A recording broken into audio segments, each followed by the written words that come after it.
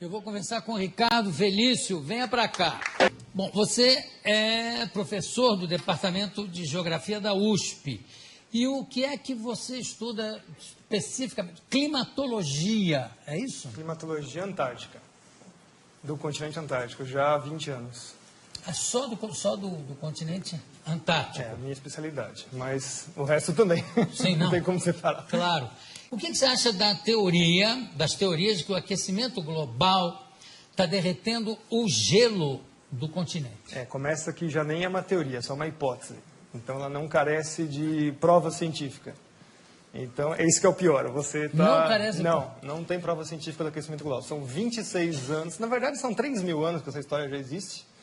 Nossos pesquisadores da equipe da Climagel já foram buscando essa informação. Já se discutiu isso nas ágoras das póleis gregas. Se cortasse árvore ia mudar o clima do planeta. Na Grécia Antiga já se discutiu? No Senado Romano se faria ou não os aquedutos porque ia mudar o clima. E por aí foi. Até hoje nós estamos com essa historinha, a mesma coisa. O clima vai mudar, o homem mexe no planeta, não sei o quê, e não mexe nada.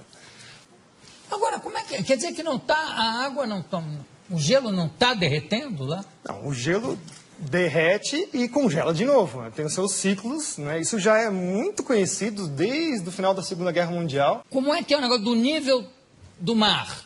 Não está subindo ano a ano? Não, o nível do mar continua no mesmo lugar. Tem essa história também. As calotas estão derretendo. Não. Primeiro que se fosse derreter alguma coisa, teria que ser a Antártida. Então, aí sim você teria uma elevação do nível considerável. Mas para derreter a Antártida, cá para nós, você tem que ter uma temperatura na Terra, assim, uns 20 ou 30 graus, muito mais elevado. Sim, mas a medição do nível do mar está subindo? Não, ele tem pequenas variações. Por exemplo, só o El Niño, que é um fenômeno completamente natural, varia o mar meio metro. E aí, os piores cenários do IPCC, que é o painel intergovernamental para a mudança do clima, né? O pior cenário deles é 50 centímetros. Em quanto tempo? Em 100 anos. Mas não tem uma medição feita pelo Capitão Cook? Tem. Tá, de quando é? Acho que 1780, mais ou menos. E de lá para cá? No mesmo lugar. O nível do mar está no mesmo lugar. Então, que alívio que você me dá. Isso, nossa. O aquecimento global virou o bode expiatório para todos os males da humanidade. O efeito estufa. Esse é o pior de todos, né? Essa é uma física impossível. Ai, eu estou tão contente hoje. Quer dizer, o mundo terminar em 2012, nem pensar, né? De jeito nenhum. Tá.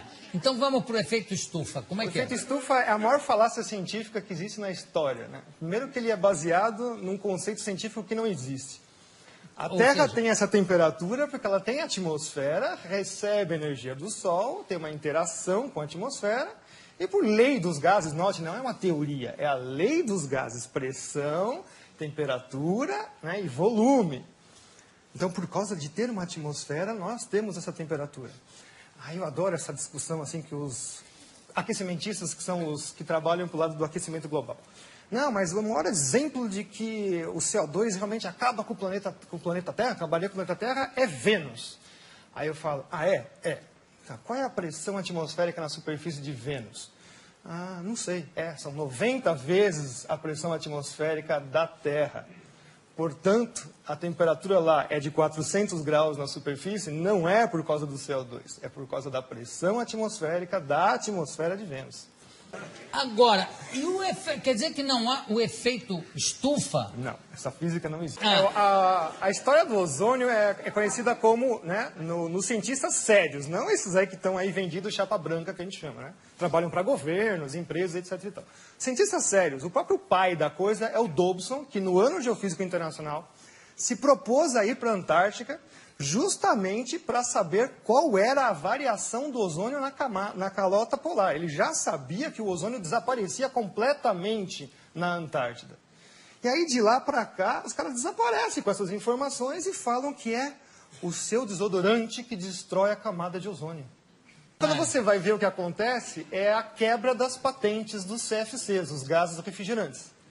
Então, em 87, começam a terminar as patentes, elas começam a se tornar públicas, você não precisa mais pagar royalties para elas, Então, a indústria toda que detém essas patentes lança um substituto chamado HCFC, que é um organofluoroclorado como qualquer outro, mas custa, né, o CFC passa a custar $1,38 o quilo, o outro passa para $38 o quilo. Mas a grande vantagem é que ele não funciona em nenhuma das geladeiras anteriores, ar-condicionado e tudo mais.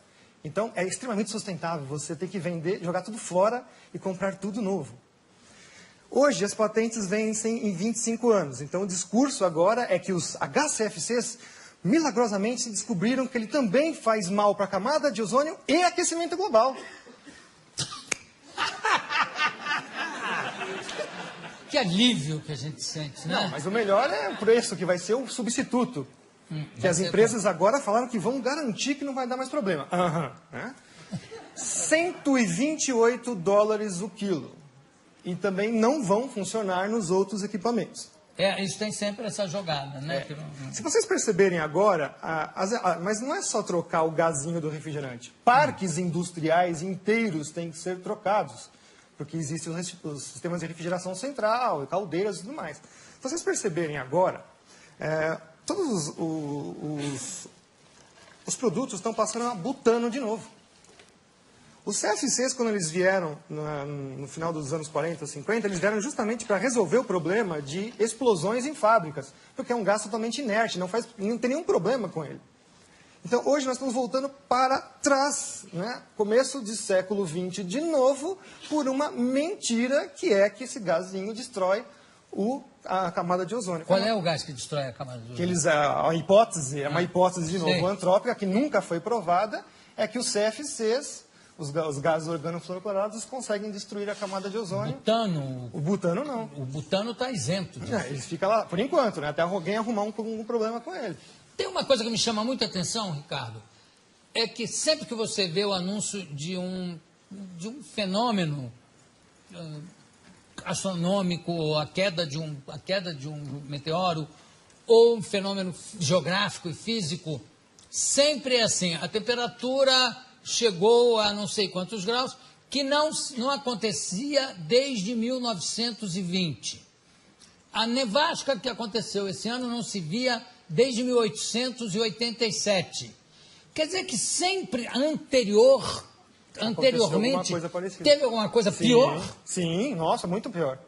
Pois é, então por que essa coisa catastrófica, né, de achar que a próxima será a pior? Se nunca acontece isso. Os registros paleoclimáticos mostram coisas assim muito piores, tipo o nível do mar subir 50 metros em 100 anos, a temperatura subir em 50 anos 8 graus, e o pessoal está falando que vai subir meio grau em 100. Que isso? É piada isso? Isso é uma piada. Olha, tem gente já querendo fazer pergunta ali na plateia, não é? Pode fazer, faça. Você disse que esse negócio do aquecimento global não tem nada a ver e tal.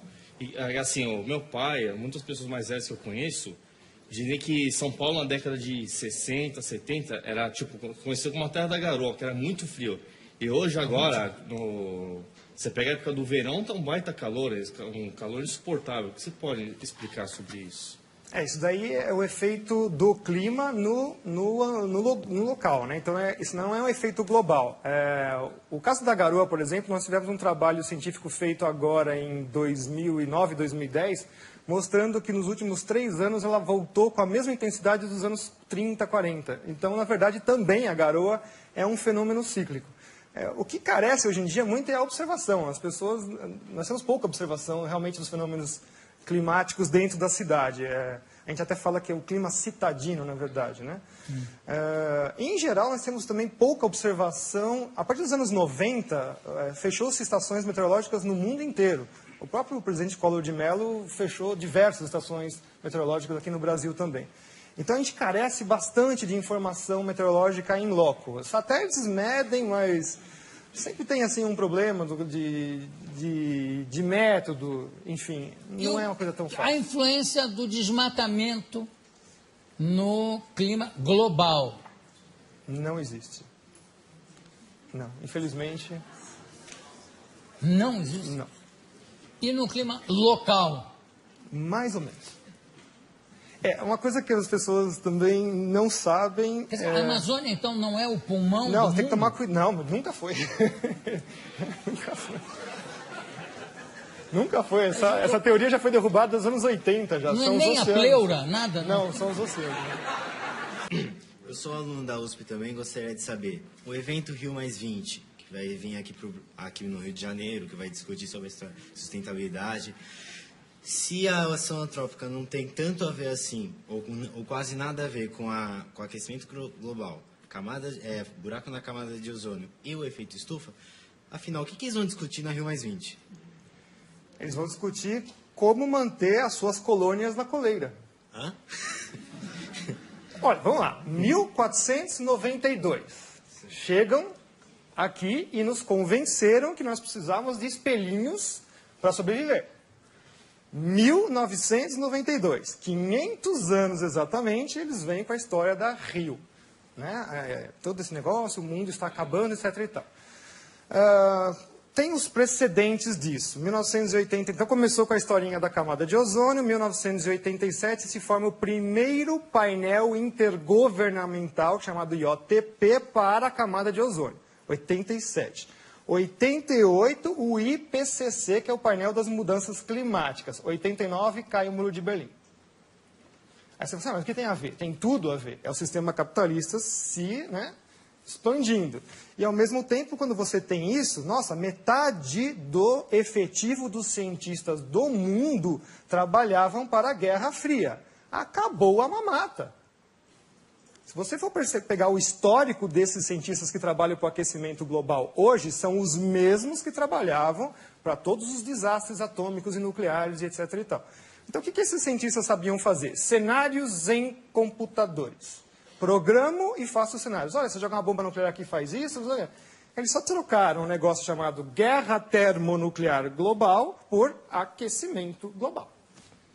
O Derico queria te fazer uma pergunta. É que ele falou do nível do mar e percebe-se, não na orla toda, mas em alguns pedaços da orla, que o mar está acabando. Quem mora na beira do mar, acabou, não mora mais. Né? Sim, sim. As avenidas não existem mais. E não é que não existem e depois volta.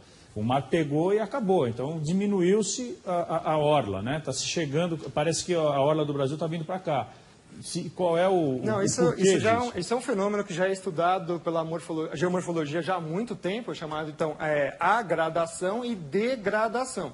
Então a gente fala assim, a gente usa a palavra degradação achando, estamos destruindo o planeta. Não, o próprio planeta se mexe, ele vai mudando as suas formas.